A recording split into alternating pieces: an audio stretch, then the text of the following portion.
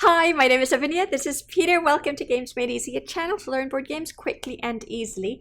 Today, for Theodore's birthday, in this second of two parts video, I want to show you how to play and get better at Merchants and Marauders. Now, if you want to learn about the components and how to organize the game, watch the first video. In this video, you will learn about all three steps of each round, all the possible actions you can take in your turn, like port actions or fighting merchant raids, players or NPCs, and how to score more and faster. If you're new to the channel, don't forget to subscribe.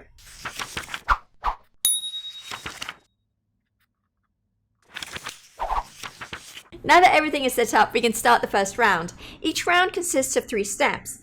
Now, the first thing you're going to do is you're going to draw and resolve the event card. Then all the players will take their actions, and finally we're going to finish with the end of round steps. The first player draws the top card of the event deck, places or moves NPCs, and will read the card out loud. If you draw a new NPC, for now place this event card in the C zone indicated on the card. This is where it will move at the end of the round. If you don't draw a new NPC, move all the NPCs matching the flag on top of the card in the direction indicated under the flag. If that direction is blocked, move to the next available C zone in clockwise order. Once you resolve the top part of the card, the first player reads the event itself. They are all clearly explained on the card. This one is actually a storm, a hurricane. So what will happen is any ship that is at sea will only have 2 actions. If you're in port like this one, you have 3. But any ship at the end of the round that is not in port will take 5 damage. To avoid the effect of the hurricane, which is pretty bad, the ships should be in port at the end of your action. If the pirate NPC sails in a sea zone with a merchant player, he scouts for it. If there are more than one, it'll first target the one with the most gold on board. If a naval ship NPC sails in a sea zone with a pirate player, that's any player with at least 1 bounty, it scouts for it. If there are more than one, it'll first target the one with the most bounties from his nation. Now we can start the action phase. Starting with the first player and going clockwise, each player may take up to 3 actions. The possible actions are to move, to scout and battle, or port actions. Your first action is most likely going to be a port action. Note that there are many port actions you can take, but no matter how many you take, they all count as one single action. Let's start with buying and selling goods. For this, you use the cargo cards.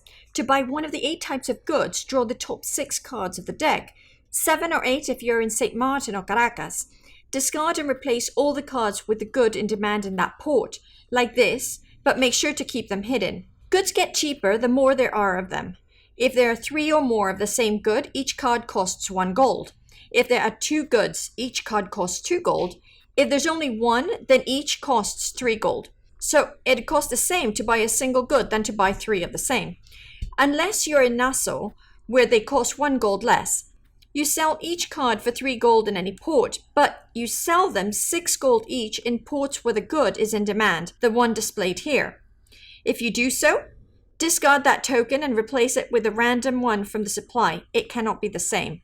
If you sell 3 or more cards of goods in demand, then you'll also receive 1 glory point and 1 glory card. Let's have a look at what we can do in the shipyard. The first player to start a port action in a port immediately flips the ship modification token. To buy it, pay 3 gold, or 1 if you're in St. John, and place the token on your player board. Each modification affects a specific aspect of the ship. Crew, maneuverability, stronger hull, extra shots, or extra cargo. You can only buy each modification once. In any port, you can also buy special weapons. There are 3 of them. Grappling hooks to reroll seamanship rolls, grape shot which are used against crew, chain shot to destroy masts. These also cost 3 each, and you can also only have maximum 1 of each. Of course, you can also sell or buy your ship for the price indicated here, plus 1 gold for each modification and minus 1 gold for each damage to the ship, not the crew. Note that you can transfer special weapons and crew to your new ship, but it's only when you are in St. John that you can also transfer the modifications from your old ship to the new one. If you return modifications, place them back randomly on the map. You will still need to recruit more crew if you have room for more.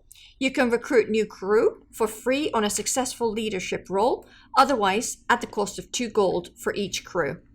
If you've been damaged, This is also where you can repair your ship for 2 gold for each damage repaired. Also, if you're in your home port or in St. Martin, you can stash some of your gold into your treasure chest. For every 10 gold you stash, you get 1 glory point.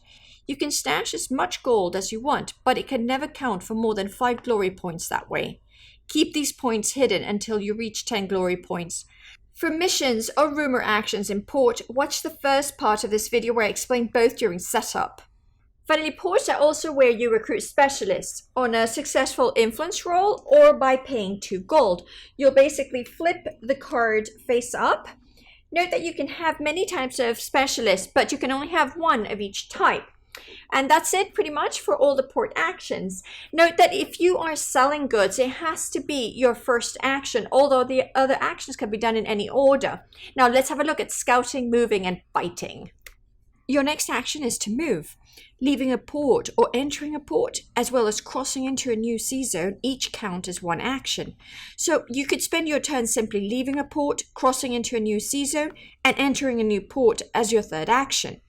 Keep in mind that you cannot enter a port if that nation is at war with your nation, or if you have a bounty from that nation, unless it's bribe officials in Port Royal. Note that you don't have to spend all your 3 actions, you can pass at any time. Now let's look at scouting. This is what you have to do before you engage any ship in the same sea zone, whether it's with another player, or when you start your turn in the same sea zone, or you enter a new sea zone and there's a hostile NPC ship. Roll the number of dice indicated by your captain's spyglass. Note that an NPC captain's scouting roll is either the value on his card or is equal to the number of bounties from their nation the player has, whichever is highest. So for instance, if a French admiral scouts a pirate with 4 French bounties, his scouting value is 4, not 3. On a successful roll, you find the enemy ship. If it's a merchant ship, represented by this token, flip the token to find out its nationality.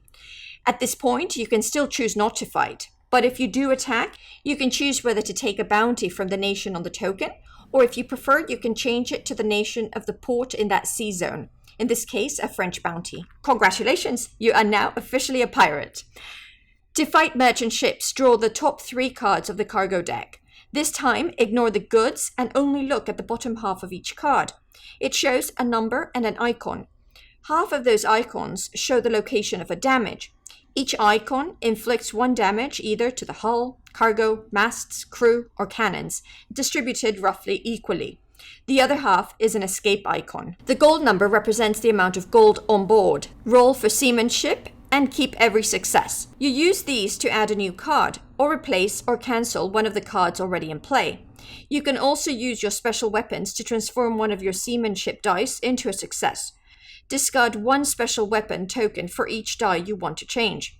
All special weapons types are the same for this. You win if the number of escape icons is lower than your ship's maneuverability, and you still take the damage from the hit icons. If one of your locations goes below 1, you lose. If, however, you win, you can keep all the cards your cargo can hold. You can also replace some of the other cards you had. You also keep all the gold mentioned on the cards. If that gold amounts to 12 or more, you also score a glory point and take a glory card. Remember that you cannot keep more than 4 glory cards in your hand, so if you receive a 5th one, you're going to have to discard down to 4. Now, let's look at fights with other players and NPC ships.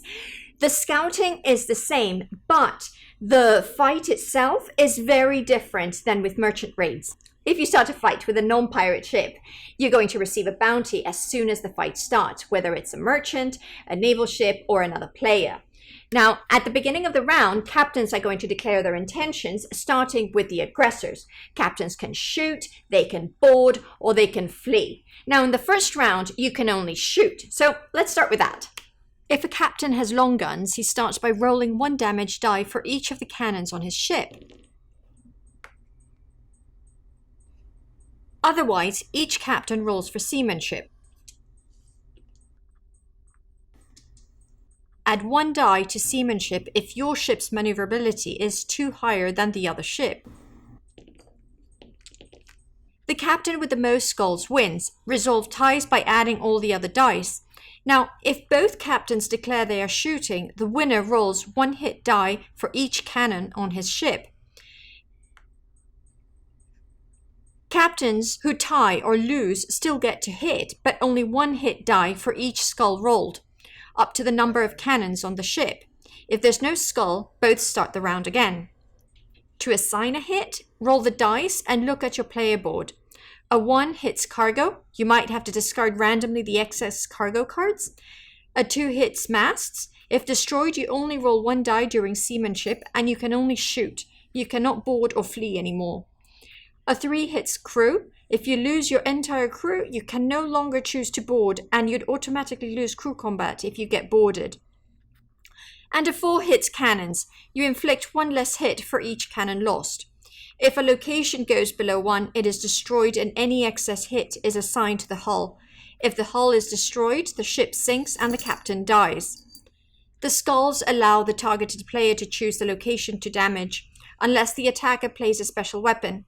If he plays a chain shot, all skulls can be assigned to damage the masts, while the grape shot will ensure each skull kills 1 crew. If you use your reinforced hull to cancel 1 hit, flip the token as you can only use 1 once per combat. If you choose the board action, you can use the grappling hooks to re-roll any number of dice, discard it like other special weapons after you use it.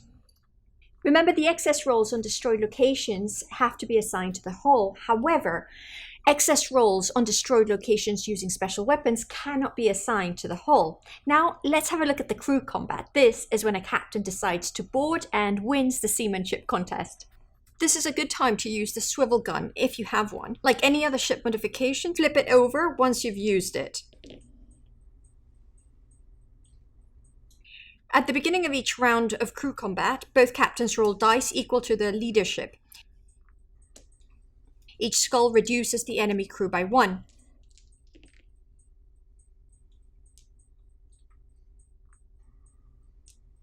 The maximum damage you can inflict is the level of your crew at the beginning of that round. It can be brutal.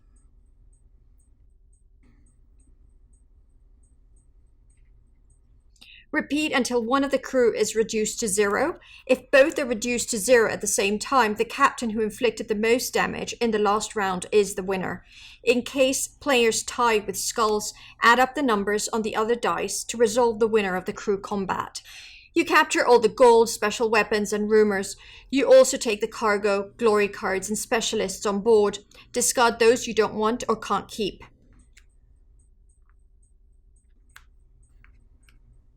If a captain captures the enemy ship, whether it's a player or NPC ship, you may plunder the losing ship. If you do, claim the enemy ship in its current state, including damage and any ship mods.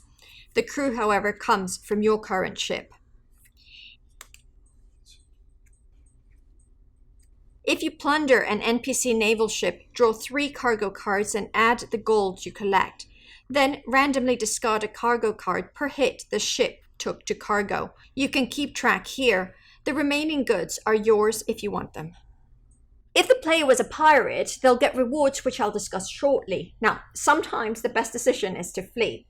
If both captains decide to flee, then that's the end of the fight. Now, let me show you what will happen if one captain decides to flee. Compare the seamanship roll for both captains. If the fleeing captain has at least 1 skull and the pursuing captain has none, the escape is successful and the combat ends. Use and flip chasers to add 1 more hit on the fleeing ship. Finally, note that the only way NPC ships can choose to flee is when they have less cannons or crew than their opponent.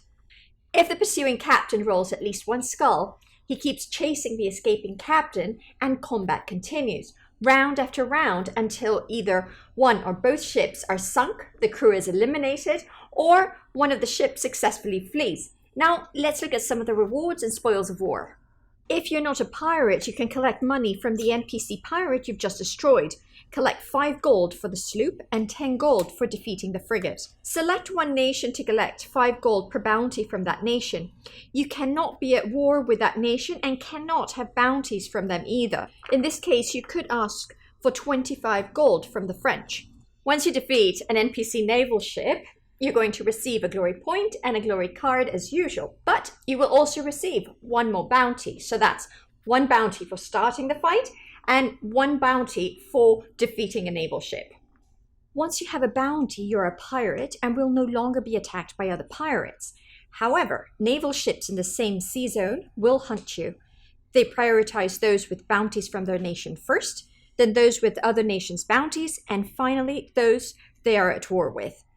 As for NPC pirate captains, they will go for non-pirate captains with the most gold on board, then cargo second. Also, other players get more and more tempted by you, as one nation would pay 5 gold for your head for each bounty you have from that nation. When you gain a new bounty, place it on your board here on 1. If you add 1 more bounty from that nation, move the first one up the track.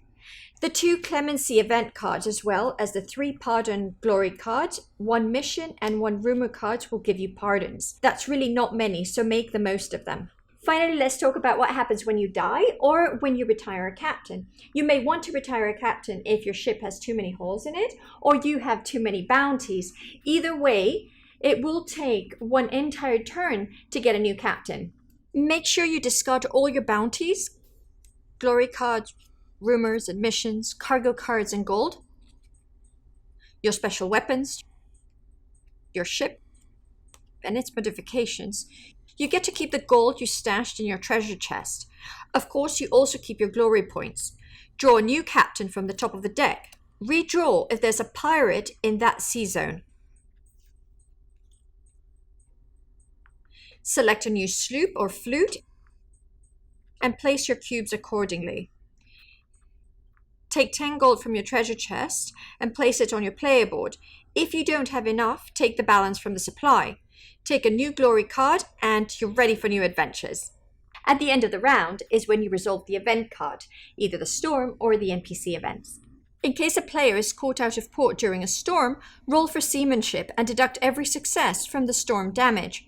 Roll that number of dice for hit location and assign the damage on the ship. Again, a destroyed hull would kill the captain, so be careful of big storms. This is also the time to move the new NPC ships. Move the miniature of the ship on their new sea zone and the card onto their spot on the board. Note that there can only be 1 admiral per nation or pirate type. If you draw 1 from a nation or a pirate type already on the board, just place the new card on top of the old one. Should that new one die later in the game, the one underneath will re-enter the game in his own sea zone. If you run out of event cards, the game stops and the player with the most glory points wins the game. Now, let's recap how you score glory points. Defeating a player or NPC in combat, selling 3 or more goods which were in demand, plundering 12 or more gold during a merchant raid, completing a mission, finding a rumor to be true, and once per captain when buying a galleon or frigate. Finally, up to 5 points for every 10 gold stashed in your treasure chest. Once a player reaches 10 glory points, the game ends. Players will complete the current round so that every player has the same number of turns. Now, in case of a tie, the player with the most points on the track wins. Merchants and Marauders gets better as you play with more players. Try to play with 4 players if you can. It makes for a more intense experience, because you never know what pirate can be lurking around the corner. It also makes you more focused on making points and smarter in planning your routes. My tips to win at Merchants and Marauders are get rumors and also missions, but definitely rumors because they are easier to complete and can be very rewarding. It's well worth going to several ports to try and get 3 of the same goods instead of selling just 2. Modifications are great, but make sure you get some special weapons before going into a fight, even against merchant ships. Planning your itinerary properly and taking full advantage of the sea zones can make a big difference. Try to avoid storms as much as possible. The damage you get from them can be crippling. Do not underestimate a sloop. A good captain at the helm of a well-equipped and upgraded sloop can be a real danger, even to a frigate or galleon. Be careful of quiet merchants who double down on selling 3 or 4 goods in demand and get glory points and a ton of money. It's better to attack them before they get the galleon. That's how you play Merchants and Marauders. There's a lot I enjoy in this game. I love how ruthless the battles can be. I love finding out when a rumor is true, fulfilling it, and the overall theme. There's just so many moving pieces. It's never twice the same game. It's by far one of my favorite pirate games. If you've enjoyed this video, please like and subscribe or leave in the comments a game you'd like me to teach. I'll make more games easy soon. Bye now.